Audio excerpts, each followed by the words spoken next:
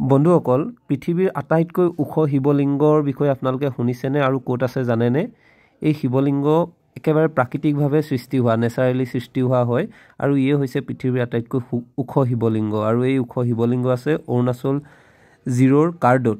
অৰুণাচল জিৰ'লৈ যদি আপোনালোকে নিশ্চয় ফুৰিবলৈ গৈছে, অৰুণাচল প্ৰদেশৰ ইটানগৰৰ পৰা যি ৰাজধানী অৰুণাচল প্ৰদেশৰ ইটানগৰৰ পৰা 110 কিলোমিটাৰ দূৰত্বত এই জিৰোৰ ওখ পৰ্বতৰ মাজতে আছে বিশ্বৰ আটাইতকৈ ওখ শিৱলিংগ আৰু ই প্ৰাকৃতিকভাৱে সৃষ্টি হৈছে আৰু এই শিৱলিংগৰ উচ্চতা হৈছে 25 ফুট অৰ্থাৎ 25 ফুট ওখ এই শিৱলিংগ চাবলৈ দেশ বিদেশৰ বিভিন্ন প্ৰান্তৰ পৰা লোকসকল আহে, ভক্তসকল আহে আৰু এই শিৱলিংগৰ নাম হৈছে শ্ৰী সিদ্ধেশ্বৰনাথ শিৱ মন্দিৰ হিচাপে ইয়াত এতিয়া পূজা অৰ্চনা কৰি অহা হৈছে।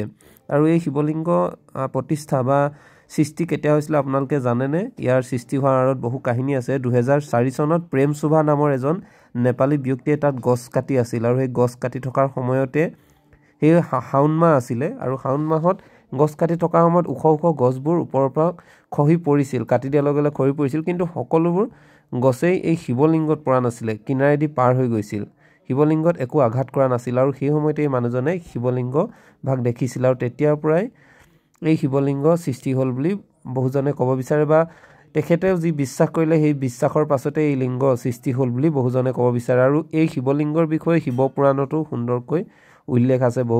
বহুজনে কোৱা দেখা যায় যে শিৱলিংগত এইদৰে উল্লেখ আছিলে, অৰুণাচলৰ জিৰোৰ উপত্যকাৰ এই লিংগৰ ৰহস্যৰ বিষয়ে 1893 চনৰ নৱম খণ্ডকে 17 অধ্যায় সংস্কৰণৰ 17 নং অধ্যায়ত শিৱপুৰাণত স্পষ্টভাৱে উল্লেখ হৈছে যে আটাইতকৈ ওখ শিৱলিংগটো এনে ঠাইত দেখা যাব যিটোক লিংগালয় বুলি জনা যাব আৰু পিছলৈ অৰুণাচল নামেৰে ঠাইখন পৰিচিত হ'ব আৰু সেইমতেই এই অৰুণাচল প্ৰদেশৰ জিৰ'তেই এই শিৱলিংগ ভাগ দেখিবলৈ পোৱা যায় আৰু পৃথিৱীৰ ভিতৰতে যিহেতু প্ৰাকৃতিকভাৱে সৃষ্টি হোৱা আটাইতকৈ ওখ শিৱলিংগ বুলি মানি অহা হৈছে।